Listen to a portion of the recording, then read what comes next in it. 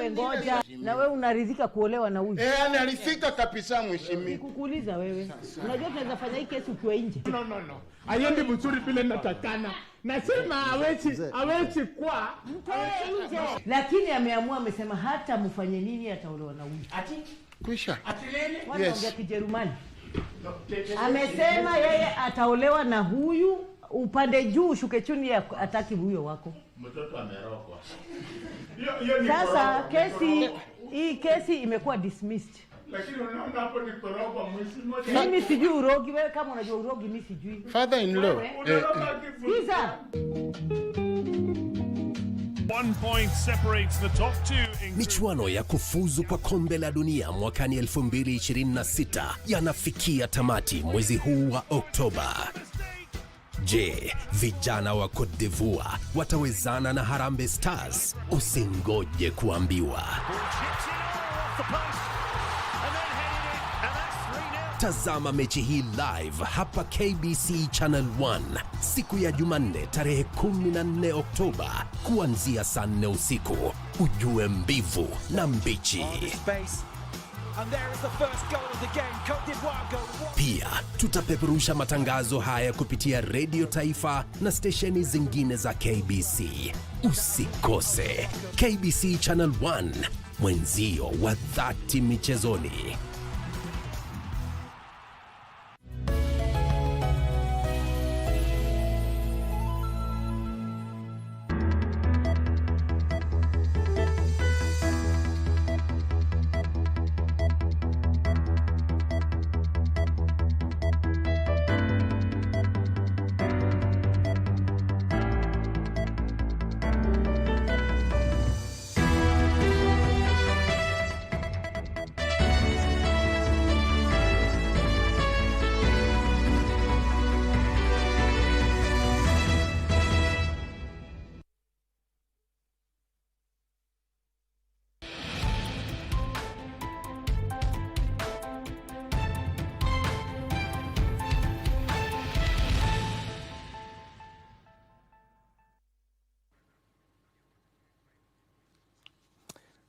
Hello and a very warm welcome to Lunchtime News on KBC Channel 1, coming to live from the broadcasting house in Kenya's capital, Nairobi. My name is Giverson Maina. Of course, our sign language interpreter is Byron Abuli. And of course, happy Mazingira Day. I hope you've planted a tree or two, or if you haven't yet, the day shouldn't end before you do that. And of course, start joining us on our social media platforms. Send your questions, of course, your comments at KBC Channel 1. And mine is at Giverson Maina. And at State House Nairobi to observe the Mazingira Day, of course, celebrations, President William Ruto and the First Lady, Rachel Ruto, they, of course, observed the day by holding an event to plant trees at State House. Of course, the invited kids, or rather pupils from State House Primary, and of course we'll go to that and see and of course listen to what the president said and see the whole event as how it unfolded. But for now, I want to take you to matters drugs. The National Authority for the Campaign Against Alcohol and Drug Abuse, NACADA, and police officers have seized over 1,000 liters of illicit brew in a major crackdown in Korogocho area, Nairobi County. One person was arrested at the brewing den and will be arraigned in court as police continue pursuing the owner of the said den. Speaking after the operation, NACADA head of enforcement, Nicholas Kosgei, said they will not relent in the fight against illicit brew. Take a look.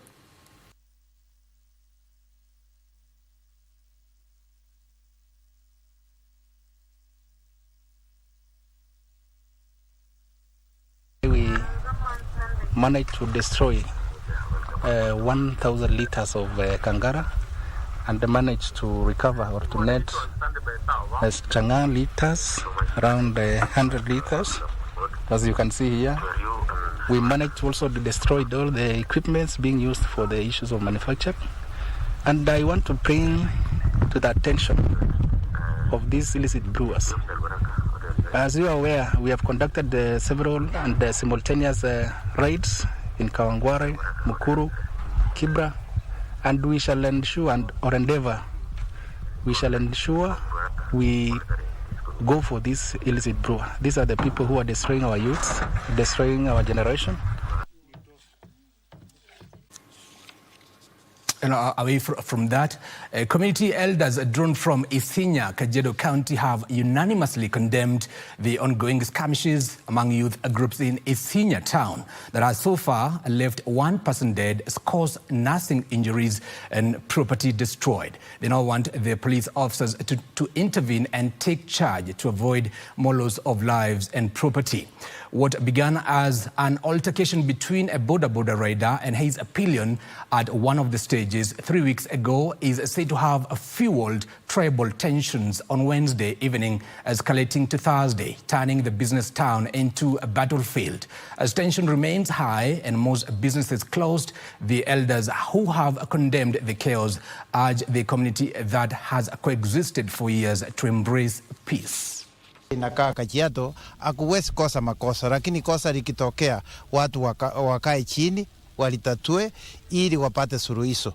Na watu wote wa Kajiado, mimi nawaomba waje tutumie social media vizuri, kwa sababu mara mingi tunaitumia vibaya, ndio inaleta mambo mingi. Na watoto wetu, vijana wetu wa kike na wa kiume, ningeweza kutuma ujumbe ya kwamba kusiwe na mtu wa kutumika sababu kuna mtu amemlipa ama kumtuma mahali. We appeal to the local administrations and political leaders to advocate for peace and stop discriminations. As leaders and members of our communities, we must condemn the violence which has deepened wound and deprived our people, and peace and progress we all seek.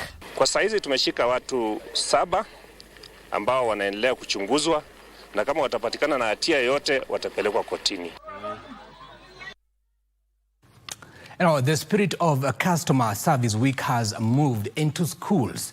Rofin International School in Utawala has celebrated a year of academic and co-curricular achievements, focusing on strong relations between parents, teachers, and even students.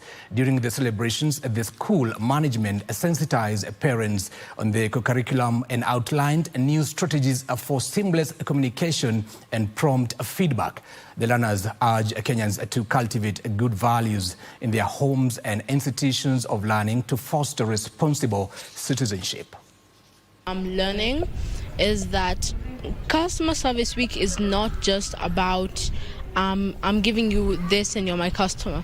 It's about all of the compassion of me not being the customer alone.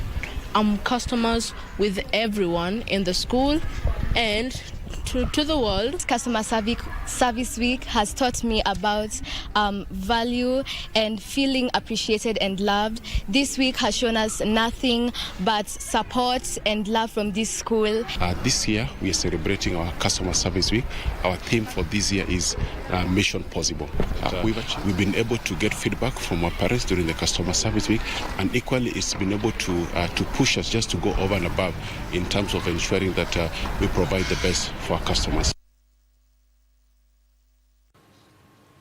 Now, it was joy and relief for Mary Waithera Dhuku, a resident of Kiambu County who had endured years in darkness after officials from the Kenya Power and Lighting Company surprised her with a power connection during the ongoing Customer Service Week celebrations. Mary recalled how she had previously applied for an electricity connection but could not raise the required 34,000 shillings.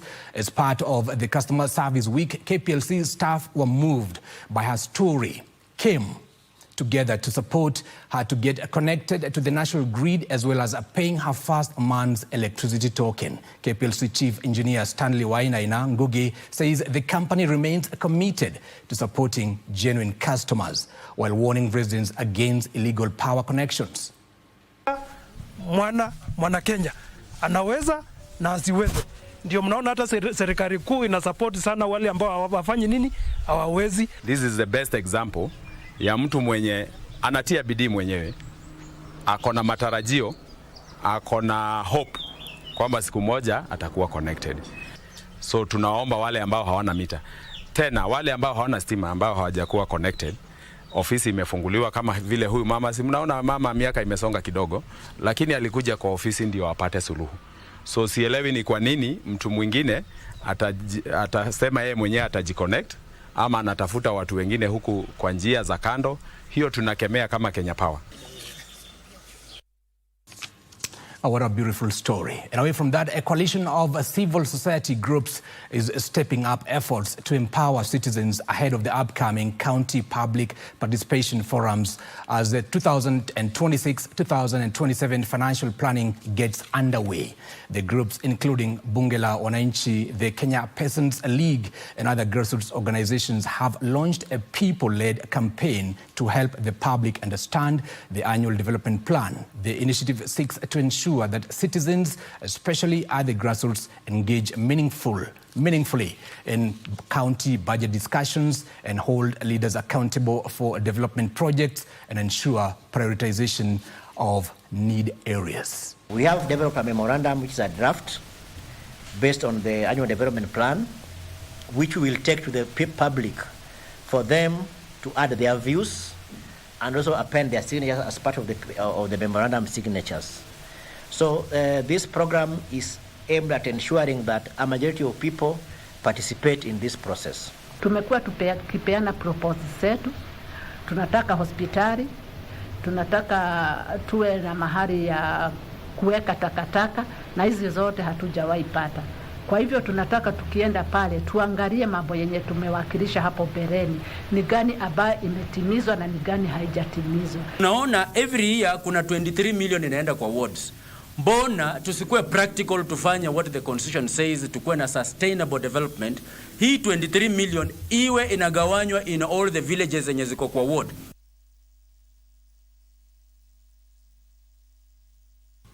And I take you straight to Mombasa County, where the Kenya Institute of Supplies Management has launched a service desk at the Huduma Center in Mombasa that will improve access to aid services and strengthen regional operations. The partnership with the Huduma Kenya is part of a two-pronged strategy combining physical presence and digital expansion to strengthen its national reach.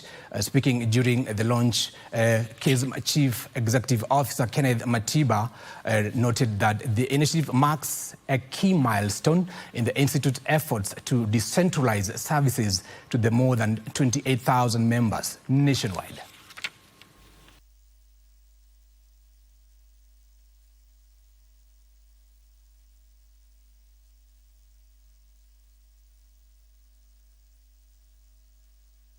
Kisha kuwa tumeenda mashinani kila wakati. Tumeenda mashinani kwa vituo vyetu. Mbali na zile vituo 59, tayari rais amesema ni lazima tueneze vituo hivi katika maeneo bunge yote, vituo 290, na tunaendelea kuvipanua. We abide by the governing guidelines and we will facilitate our officers to discharge their duties while at the Huduma centers with utmost professionalism and integrity. By making our services available readily within a one-stop shop like this one today, we are empowering individuals and organizations across the nation to access essential resources with greater ease and convenience. Greater.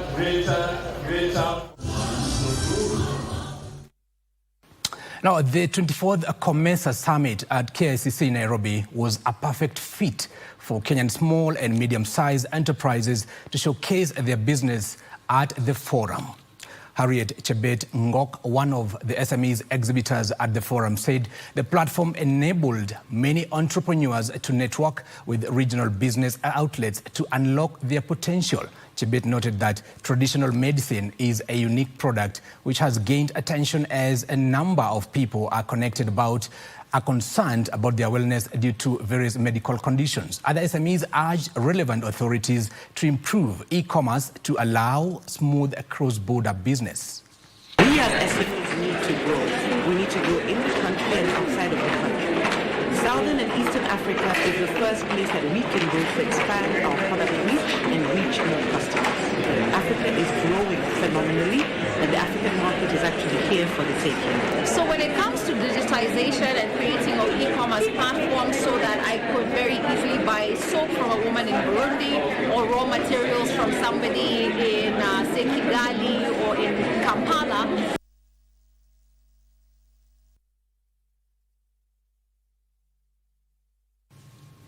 Now, Kirinyaga County government has initiated a major operation to remove all illegal structures erected on drainage systems as part of the ongoing efforts to mitigate the devastating aftermath of flooding ahead of the expected rains. The exercise targeted all major towns, involves excavation and clearance of drains, restoring natural waterways and educating residents about flood risk, among others. The county's executive committee member for Environment, Energy and Climate Change, James Mutugi, has attributed the perennial flooding in towns to the mushrooming of such structures, noting the county's leadership has already issued vacate notices to the involved traders. Mutugi has additionally issued a stern warning to property owners against connecting their sewer lines to the storm water drainage system, saying the drains, or rather the drainage, are exclusively meant for rainwater. Putting up illegal structures along the drainage system so that we are able to clear it. We have given enough notice to the owners, and we asked them for the last 2 weeks to make sure that they remove so that we are able to clear the drainages in prevention for the plants that are anticipated during the rains. We are also putting on notice the land and the plot owners to avoid streaming wastewater into the drainage system. This is because the drainage system is usually meant for storm water, not for wastewater.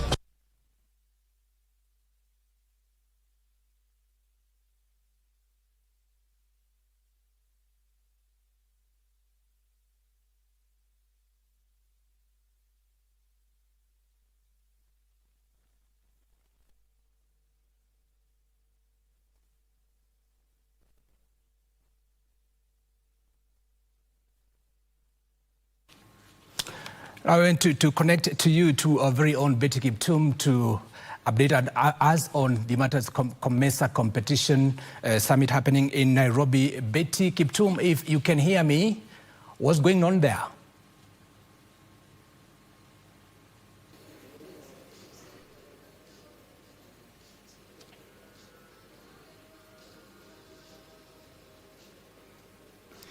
Well, a very good afternoon to you, Giverson, Maina, coming to us from Broadcasting House. Of course, we are in a location in Nairobi where the COMESA Competition Commission just finished its 3rd annual press conference, highlighting just some of the things that the Commission has achieved in the past 1 year.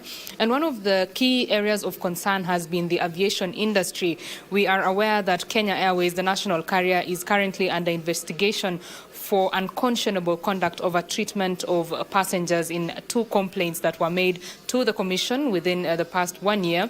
We know that Zambia Airways has also been fined just recently 2% of its annual turnover over the treatment of its passengers as well. And we'd just like to find out what the Commission is doing to ensure that airlines are treating its customers better. And to have this conversation is Dr. Willard Mwemba, who is the Chief Executive Officer of the COMESA Competition Commission. Dr. Mwemba, it's always a pleasure to speak to you. Always nice speaking to you, Betty. Nice. Kindly tell us where we are at in terms of consumer rights in the aviation sector in the COMESA region. So, Betty, I'll tell you that consumer rights in the aviation sector in the COMESA region and beyond is actually very concerning. I think for a long time now, airlines in the aviation sector have been behaving in a manner that does not regard the importance, welfare, and rights of consumers for one very reason, that consumers are so fragmented, they are so individual in their transactions with these big airlines. So if they are mistreated, usually they don't even know where to go to complain. And because they cannot challenge the airline as an individual, they've ended up burying the thing under the carpet and their rights being infringed. So it is a very concerning thing, and we think airlines in Africa and beyond actually are only concerned with profits, with making money, and not the individuals and passengers on whom they are making that business. And we are saying this cannot continue. Most of our consumers, especially in the common market, Betty, most of us, our disposable incomes are not that very high.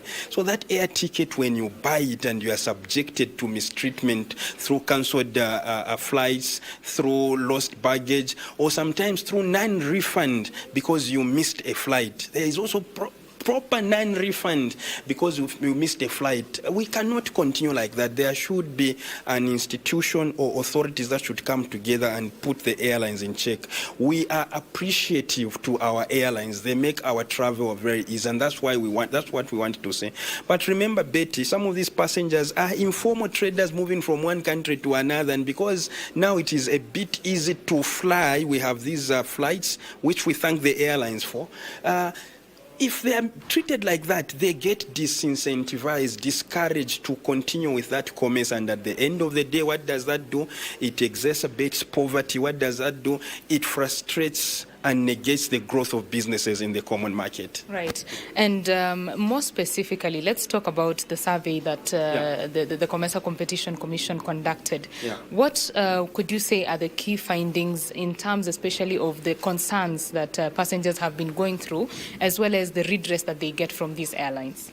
The biggest concerns, I'll start with the last one, the redress. The redress in most cases, Betty, is never there. Or if the redress is offered,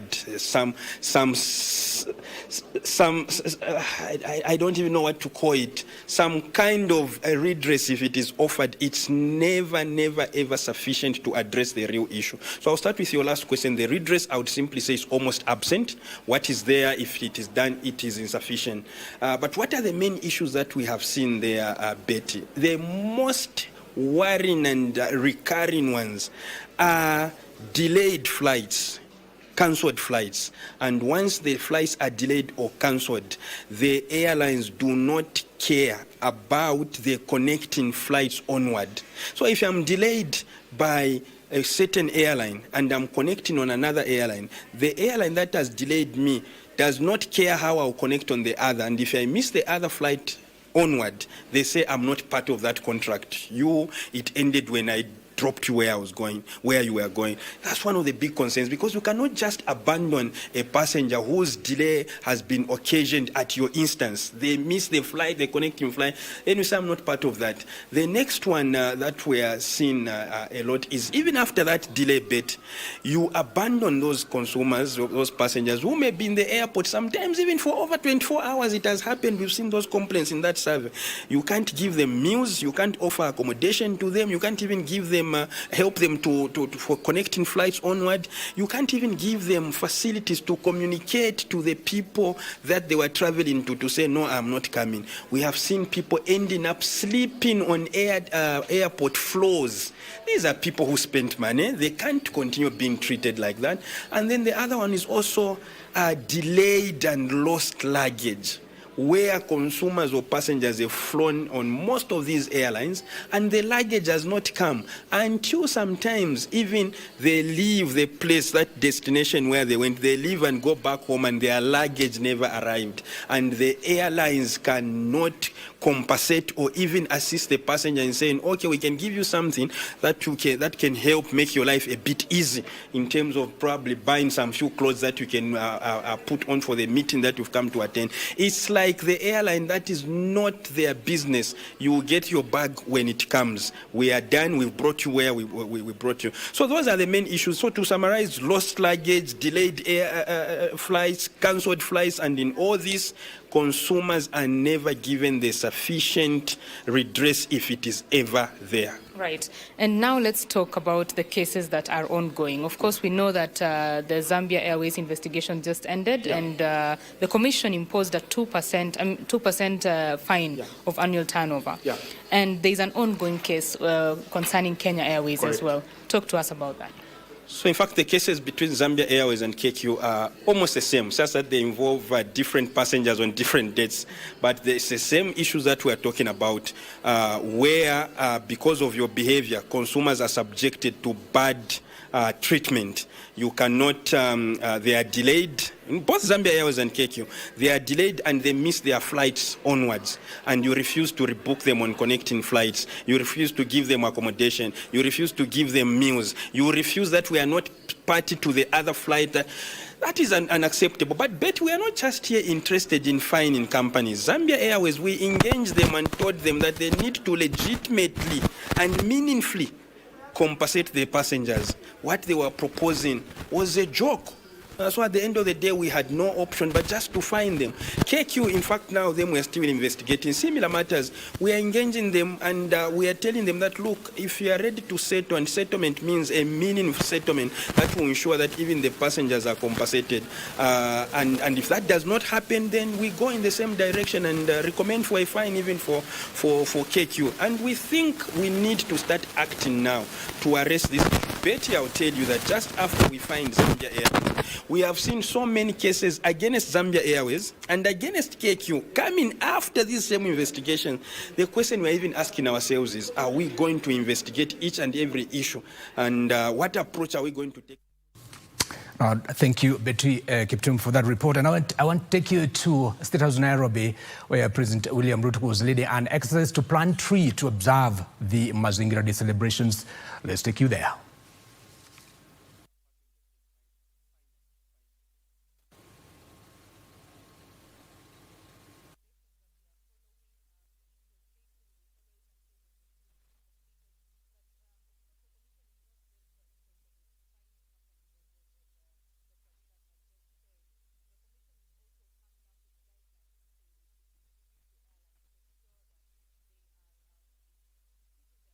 The Kenya Forest Service and the National Youth Service are now going to work together. We're going to mobilize 15,000 National Service personnel to work with the Kenya Forest Service to restart 300 nurseries in all our forest stations and all our forested areas so that we can have 2 billion seedlings available to the people of Kenya every year.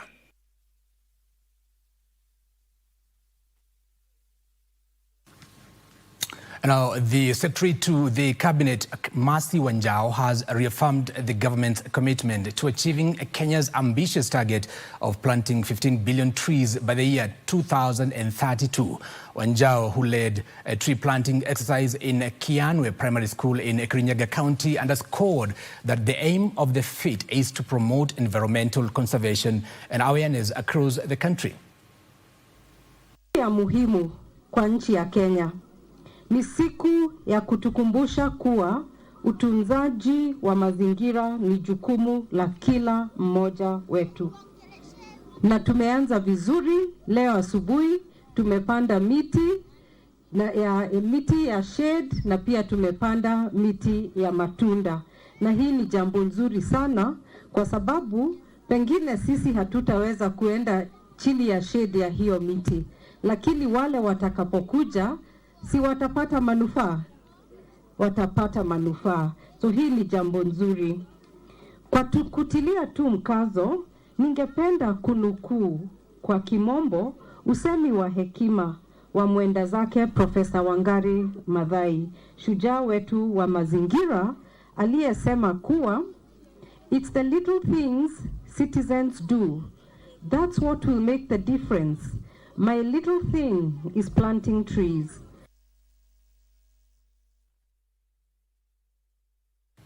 Now that story from Kirinyaga takes us to a short commercial break. Don't go too far. There's still so much more coming your way.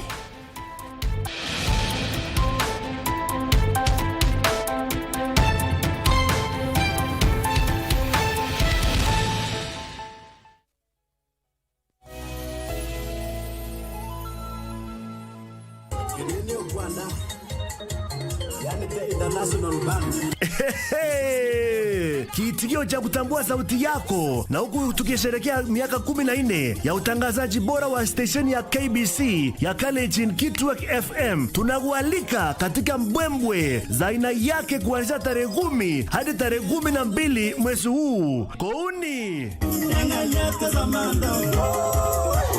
iko hivi. Tarehe 10 tupatane Great Hope Children's Home kuanzia saa 8 adhuhuri. Tarehe 11 tupande miti, tusakate kandanda na kukata keki katika shule ya Masaba. Hatimaye tarehe 12 tuchumuike AIC Mosoriota kwa ibada ya shukrani kuanzia saa 4 asubuhi. Watangazaji wako wakali kama Mr. Wadis, Cheptap Chesirit, Musupa Chela, Kiptangus na Joan Bet watakuwepo. Je, wewe? 98.0 Kitwek FM Giverson.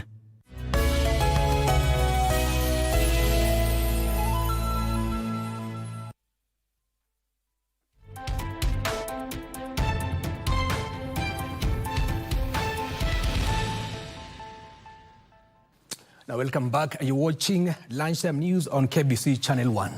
Now, grade 9 learners at St. Bakita School have been hailed for planting over 300 fruit tree seedlings within the Sabaki area in marking Mazingira Day. The initiative aims to instill conservation values and practical environmental stewardship skills among the learners. The learners, accompanied by Sabaki Residents Association, also staged a walk under the theme Adopt a Bale of Cabro, an initiative that aims to mobilize and raise over 15 million shillings to repair approximately 4 kilometers of roads within the Sabaki area using Cabro blocks. Through these project, it will not only help improve mobility but also create a favorable learning environment for learners who have been suffering from respiratory infections. As a school, and we're looking forward to them growing and pray that the rains are going to be good and bountiful for us to be able to harvest those trees in the coming years. Happy Mazingira Day to everybody. And also we were in partnership with the Sara community, that is Sabaki Association, who had approached the school to support the initiative that is currently for the residents for adopting Cabro. Our roads have not been one of the best over the recent past. When there is rain, it is really havoc. And when there is a dry season, all the dust has been our greatest nightmare, particularly for the school-going children. Our homes are basically like chemists. Our pupils from schools across the country are embracing national government's vision of increasing forest cover through the targeted planting of 15 billion trees by the year 2032. At Good Testimony Schools in Nairobi, students in the environmental clubs are leading the charge in environmental conservation, utilizing artwork to spread awareness. Two pupils from the school who are recognized as this year's First Ladies Mazingira Awards showcased how the competency-based curriculum is playing a crucial role in educating learners about the dangers of environmental degradation. Almost there, almost there, almost there. Just add. Kadmo Kimutai, Dreams Hills Academy, lower primary category.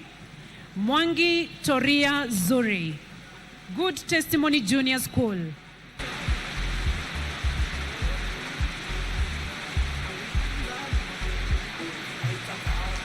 Peace Umazi, Kilifi High Vision Academy, Junior School.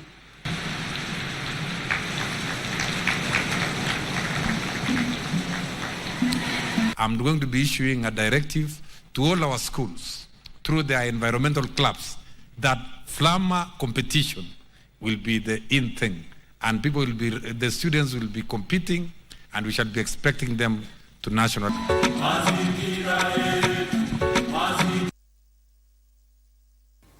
Now, the Independent Electoral and Boundaries Commission, IBC, has cleared candidates in 24 electoral areas, officially marking the start of campaigns for the November 27th by-elections. IBC reminds contenders to keep campaigns peaceful and law-abiding. The road to the November 27 by-elections is now officially open. In Banisa constituency, UDA candidate Ahmed Mahli Massan received clearance from the electoral body, flanked by Mandera Governor Mohamed Khalif and Senator Ali Roba, before addressing supporters at a rally in Banisa town. The leaders urged residents to embrace peace as campaigns gather momentum. Tukae pamoja kama wadugu, tukae pamoja kama wadada na kama watu ambaye wanapendana, na tunashukuru rais wetu kwa kupatia sisi hii fursa.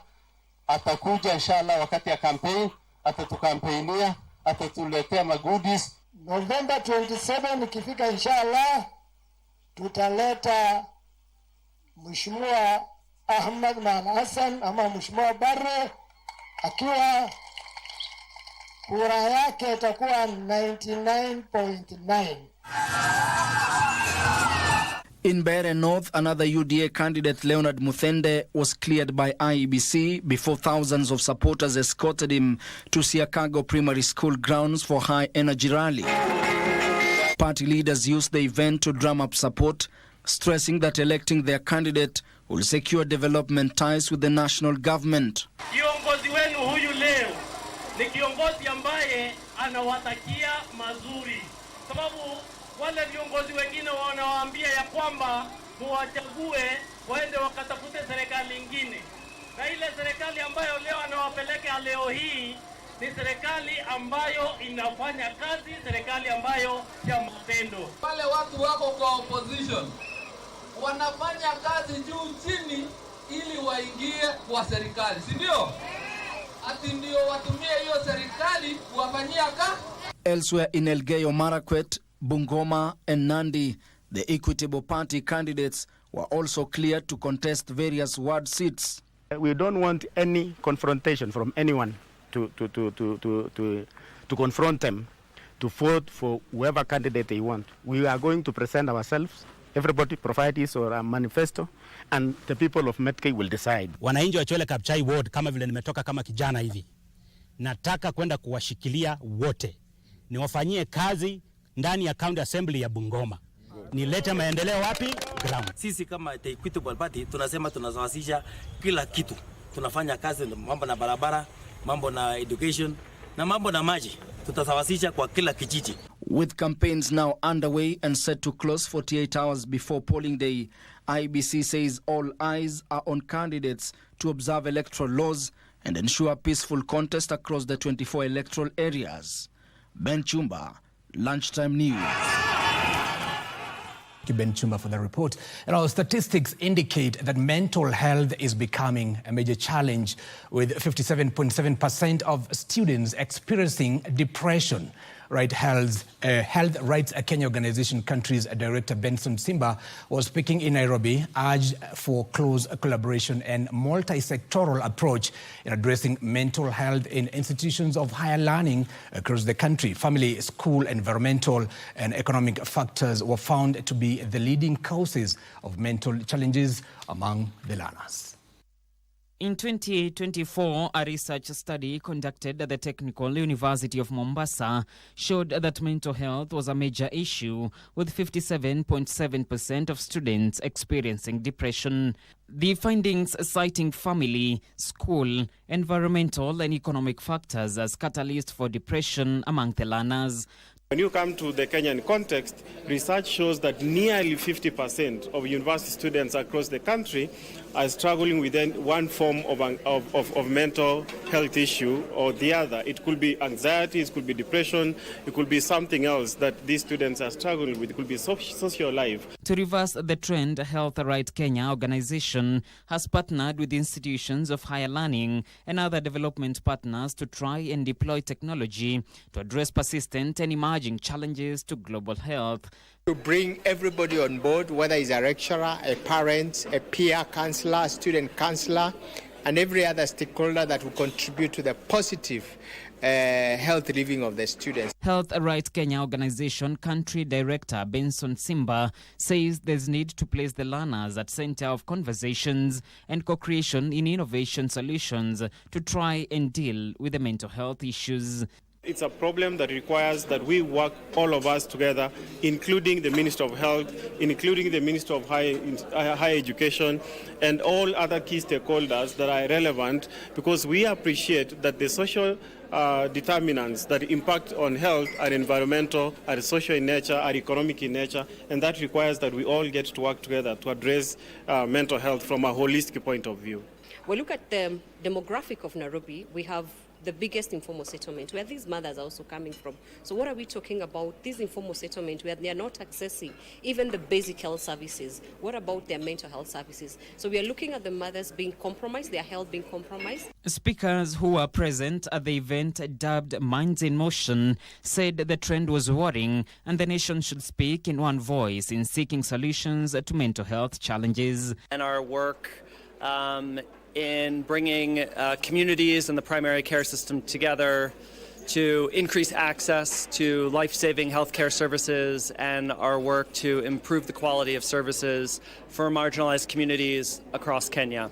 Health Rights Kenya organization has worked for 2 decades across 11 counties to expand equitable access to quality health system, and especially for marginalized populations.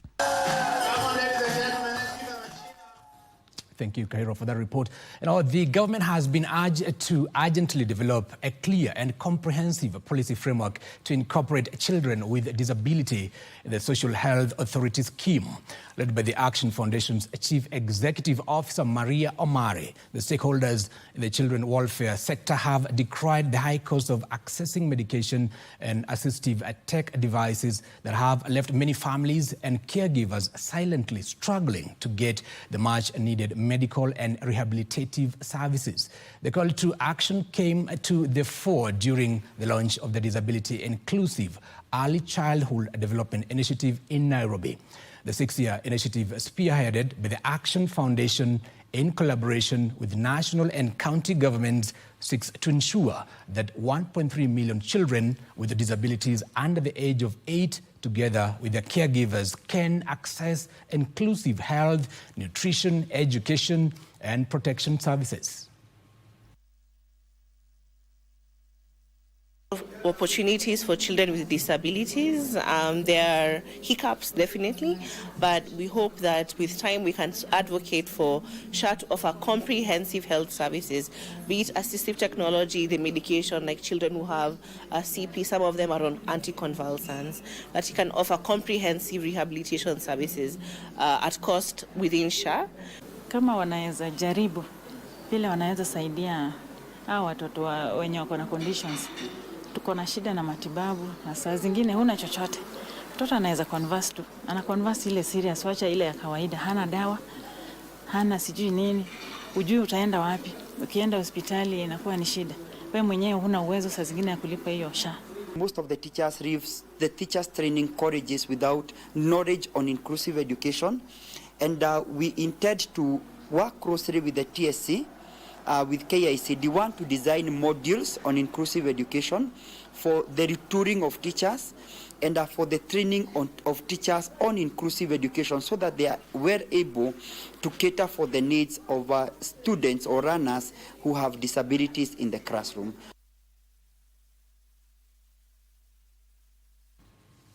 Now, more than 100 underprivileged youth from Isiolo County have received full scholarships under the newly launched TVET Mashinani program. Speaking during the event, Irene Wairimo, the youth and entrepreneurship lead at Catholic Relief Services, emphasized the transformative potential of the initiative. She noted that the program is a result of a strong partnership between her institution, Safaricom Foundation, Caritas Isiolo, the county government of Isiolo, and several local training institutions.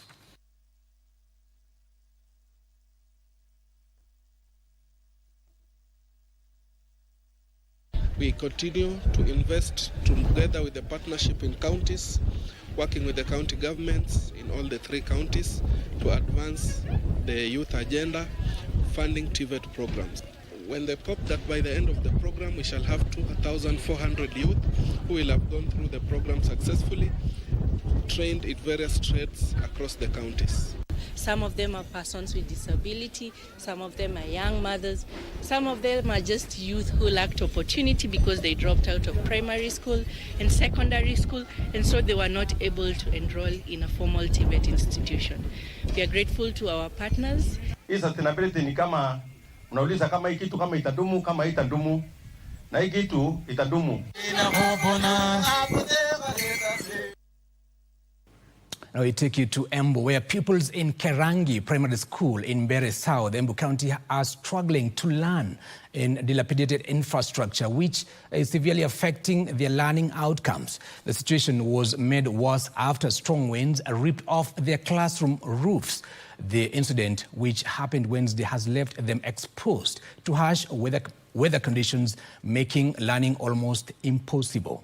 The Anglican Church of Kenya Diocese of Mbeere, which sponsors the school, has tried to improve the situation by putting up 2 permanent classrooms and 1 semi-permanent one, while the county government constructed 2 preschool classrooms. However, the facilities are still inadequate to cater for the students. Parents and the school board of management are now appealing to both the county and national governments to come to their aid.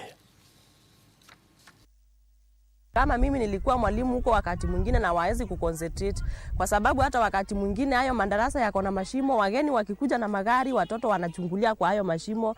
Wakati mwingine hata hayo madarasa yanabomoka, yanabebwa na upepo na inakuwa ni shinda, waezi wakaconcentrate. Upepo mkali uliweza kufamia madarasa na kuharibu, isipokuwa ni venye tunashukuru Mungu kwa maana tuliweza kuona upepo kwa mbali na tukaambia watoto watoke kabla ya kukumbana na lile njanga. Ile shinda tunapitia kwa hii shule yetu ni kuwa madarasa yetu yamejengwa kwa matope. Saa ingine upepo unabeba, mvua unanyesha, unanyeshea vitabu, kawa iwezi kuandikika. Ungepata watu wa kusaidiana na sisi, haswa serikali yetu tunaiomba, kwa sababu huwa tunaona wakifanya miradi mingi ya mashule, wafanya hii shule yetu kwamba moja ya yale ambayo yatasaidia ya dharura sana.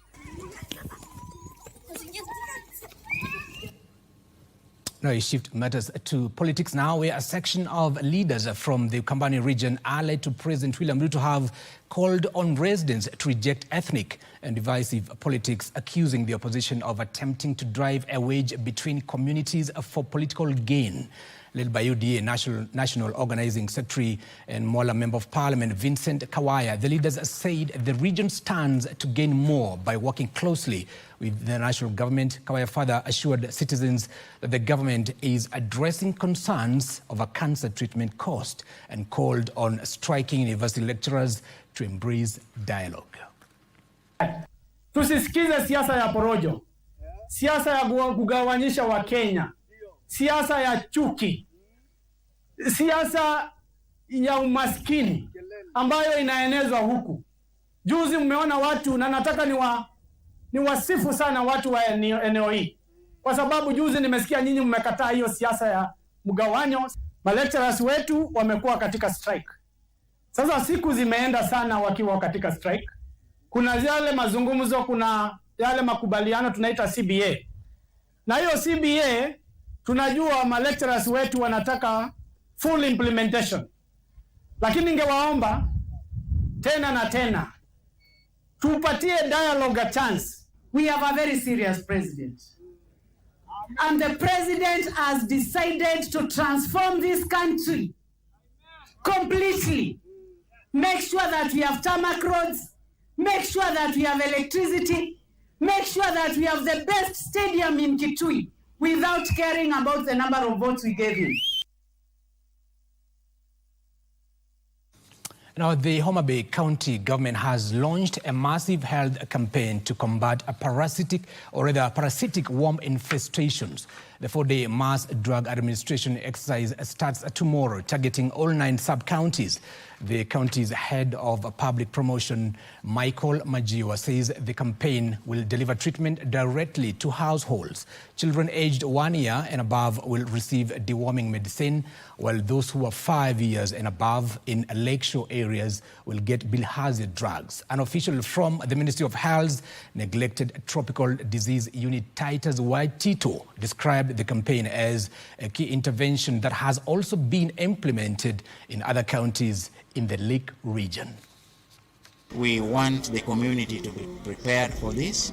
We want the community to know that we are going to undertake this intervention or this activity right at their doorsteps. And we will be giving them information as time goes, how we will be conducting this. We have the two types. We have one that we'll be using for bilharzia, and we also have one that we'll be using for the common ones. Currently, Homa Bay, we are still grappling with high burden of schistosomiasis, in other words, bilharzia.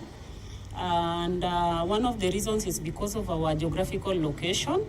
We are located, as you know, Homa Bay has the highest volume of the Lake Victoria, and the lake plays a vital role in the life cycle of the bilharzia disease. Now, small-scale farmers have called for the resignation of top government officials in the Ministry of Agriculture and Kenya Tea Development Agency KTDA directors for what they term as a failure to meet the demands of the farmers as promised. The farmers, led by Bernard Ngetich and Edwin Kimeto, held demonstrations at Litein Town in Kericho County over low bonus payments, demanding audience with Bureti Deputy County Commissioner Sabina Mule to present their petition. They called for the resignation of Agriculture Principal Secretary Paul Rono and KTDA directors. According to the farmers, the tea bonus payments in the west of Rift Valley are as low as 10 shillings per kilo, while in the east of Rift, the lowest stands at 32 shillings per kilo. Aina tea policy. Alafu kuna mtu anatest na mdomo, anatumia salivary glands kutest chai. Sema chai ya Kapkatet ni mbaya, chai ya Kianjokoma ni nzuri, chai ya Nyansengo ni mbaya, anatumia salivary glands. Ifikie serikali kuu kwamba maneno kama hayo hayaambatani na katiba na 21st century. Tuwe na tea policy ambayo inawezesha mkulima kuuza chai yake hapa Kericho na anaweza kufanya direct sales, iende Sudan, iende Chad, iende Iran, popote anapotaka. And away from that, county governments in the country have made strides educating the community on sexual and reproductive health rights, efforts that have contributed to a national decline in teenage pregnancies from 33% in 2022 to 23% in 2024. Speaking in Nairobi at a close on Horizon 37 symposium that brought together like-minded partners, the County Executive Committee member for Public Health and Medical Services, Grace Osewe, said that the county government of Homa Bay is working on a health facility that will offer accessible sexual reproduction health services for the youth. The speakers called upon various stakeholders to prioritize funding of the services, emphasizing that sexual reproductive rights are fundamental human rights. Youth Center at Ndewa Sub-County Hospital, which is now 90% complete. Once this is launched, it will serve the greater Ndewa region, which has a huge component of our population in Homa Bay, including parts of Super South and Super North, offering young people a safe, vibrant space for learning, for mentorship, and more importantly, access to sexual and reproductive health and rights information and services. As we coordinate the population policy, NCPD cannot do it on its own. We rely on our partners, and CSA is one of our partners that has helped us do this. The need is still there. The services are still needed. Communities still need access to these services. Sexual reproductive health and rights remains a human rights issue, and defunding it definitely has a human rights impact, a very real human impact on the community. The good thing is that we are also seeing a lot of re-strategizing happening.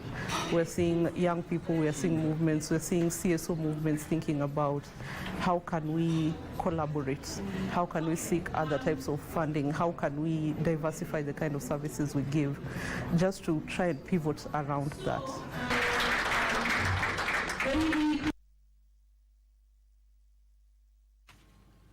World marathon record holder Eliud Kipchoge says he will announce his future plans after competing in this year's New York City Marathon on the 2nd of next month.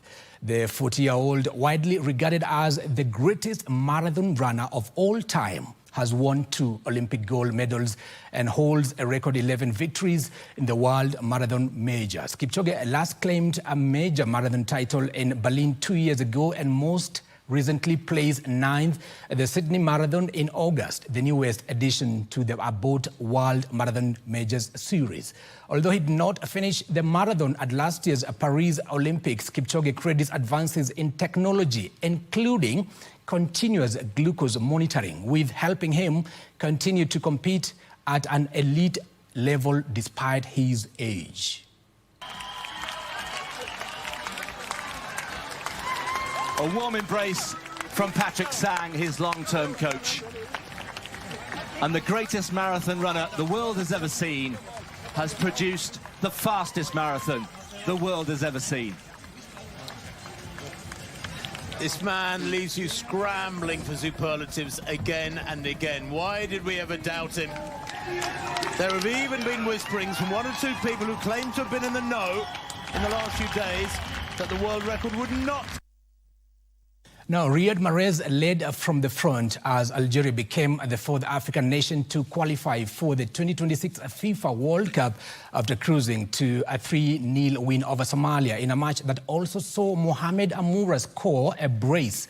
The Desert Foxes are assured of top spot in Group G with 1 game to spare and will return to the World Cup for the first time since 2014 when they were beaten by eventual champions Germany in the last 16. What was nominally a home game for Somalia was actually played in the Algerian coastal city because the Ocean Stars do not have a stadium fit for international football. Vladimir Petkovic's men join fellow North American, or rather African sides Morocco, Tunisia and Egypt at the 2026 finals in North and Central America. In other matches, Uganda consolidated their 2nd position in Group G with a 1-0 victory over Botswana as Guinea were eliminated despite a 2-1 win over Mozambique. Namibia suffered a major setback to their qualification when they were beaten 3-1 by Liberia, who are closing the gap between them in Group H. Very dangerous every time that they have a set piece. The ball comes at Chabi, gets the ball over the top, and then far post, the chance for a shot. It's drilled in. A brilliant goal. Fired in with panache, and Mahrez, he just looks so comfortable, doesn't he? Lovely skills. There's the delivery, there's the header, it's goal number 3, of course it is. And it had to come from that man, Mohamed Amour.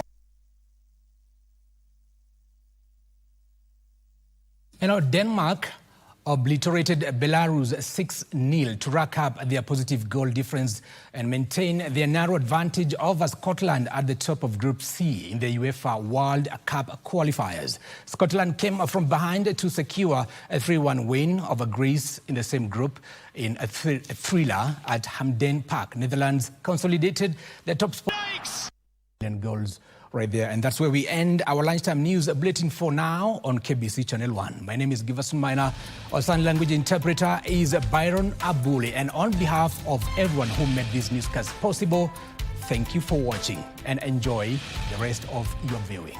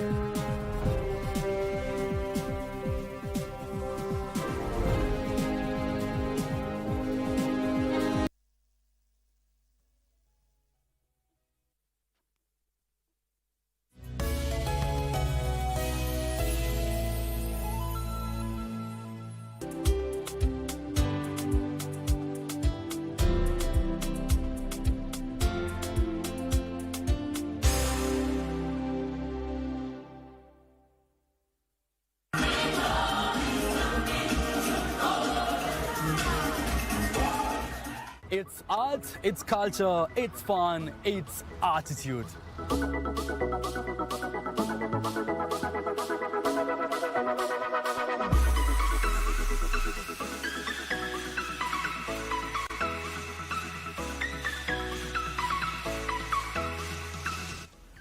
can see with me, I have this handkerchief. And is it really a handkerchief or is it?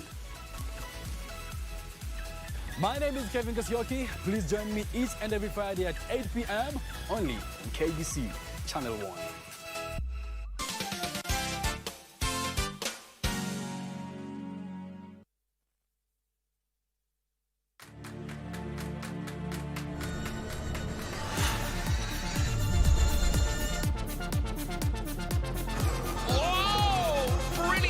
Here at Extreme E.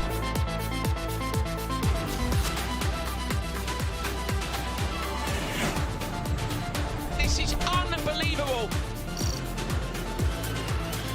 Absolute carnage.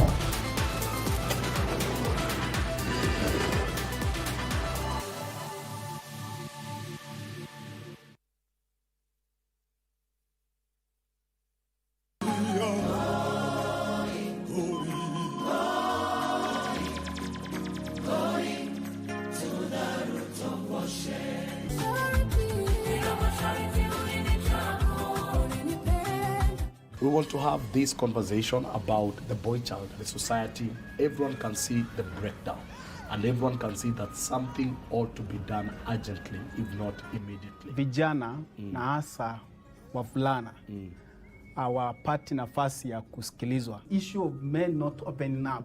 Please and please look for an accountability person and ensure that you open up that which you are going through. The battle of a man is execution. The battle of a woman is emotions.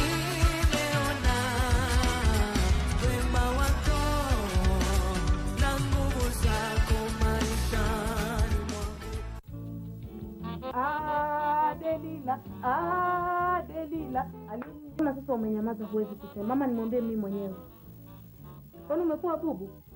Kama ni vita vitakavyonisaidia basi na Maina, hujui unachozungumzia, mtu si mwenzio. Hata mimi namfahamu. Mimi mgeni huyo sikumwalika na hata sina haja naye. Ni nini msasi?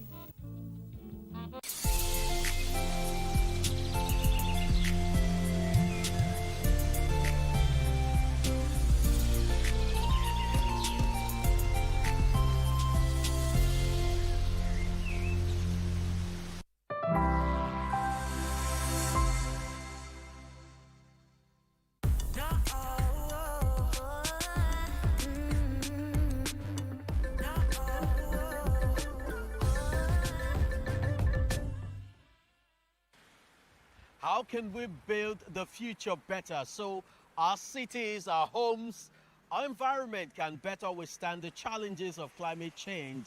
There are many answers to those questions. I will be looking at solutions from Africa and elsewhere.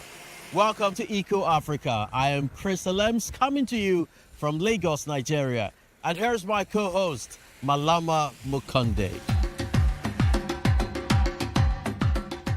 Hello everyone and greetings from Lusaka, Zambia. It's great to have you with us. Here's what we've got for you in this week's show. How rainmakers in Kenya work together with meteorologists. And Rocking It, a Ugandan harnessing the power of music and the sun to spread a green message. Zimbabwe's capital, Harare, is facing considerable ecological changes like flooding, pollution, and a drop in biodiversity. Now, since 2008, the city has lost more than half of its valuable wetland areas that naturally act like sponges. Rampant construction continues to eat up other green spaces too. But there are people trying to stop or even reverse these developments sometimes, but very creatively. In the Shapungo Sculpture Garden, in the heart of Zimbabwe's capital, Harare, nature and art are closely intertwined, and this fruitful symbiosis is expanding and growing. A tree with its blossoms, fruit and leaves is a masterpiece created by nature. It's a source of inspiration for the women and men who make their own creations from stone in its shade. In turn, the park in the artist colony of Shapungo is designed to protect nature. We decided to grow indigenous trees because some of the species might actually be wiped out due to the random felling of trees for firewood. If they vanish, they're gone for good. So we decided to grow them so people can actually come and learn about them, as they're vital for our existence. Nicholas Kadzangura is a sculptor and the manager of the sculpture park. He frequently gives guided tours for young art lovers.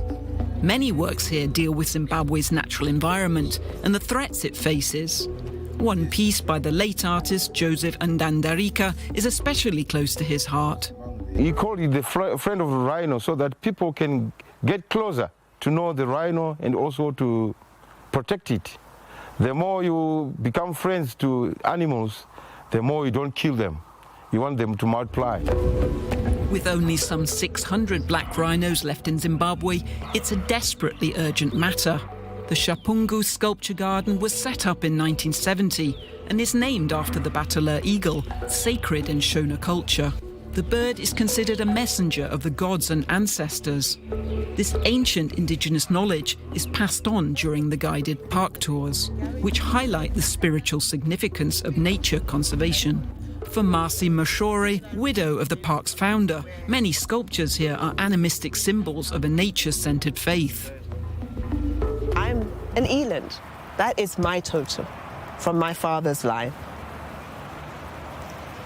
I am not to eat the flesh of the eland. My role is to protect the environment of the eland. I am to nurture its life, its existence, its being. Now that's a traditional element in our culture, and you'll find that throughout Africa. For sprawling Harare and its 2.4 million people, the 15-acre park also serves as a green lung. The high-density suburbs, it's a big issue, pollution. Not just land pollution through plastics, plastic bottles, but the dust. And there's not enough vegetation to protect people from the dust. That causes other diseases. Citizens are also engaged in saving the city's wetlands. Drought and construction are threatening these areas and the vital role they play. Because of these open grassland wetlands, streams are made here and they flow down into rivers, down into Lake Giverson. So if we cover the entire city in concrete, we are reliant upon runoff rainfall in the summer and no replenishment of groundwater, very little replenishment of groundwater to keep us going through the 7 dry months of the year. At the Shapungu Sculpture Park, the hope is that by combining nature and art with relaxation, more people will be inspired to protect nature. You look around, you see that the flowers, the trees, the lake behind me, the ducks that were swimming there, and then someone tells you that this environment might not survive. The climate change, global warming, these things are affecting the things behind me, the beauty. Then you become concerned. You realize, no, I can do something. The little that I can do it. You tell your friends. The artists at Shapungu are committed to passing on the message about Zimbabwe's tradition.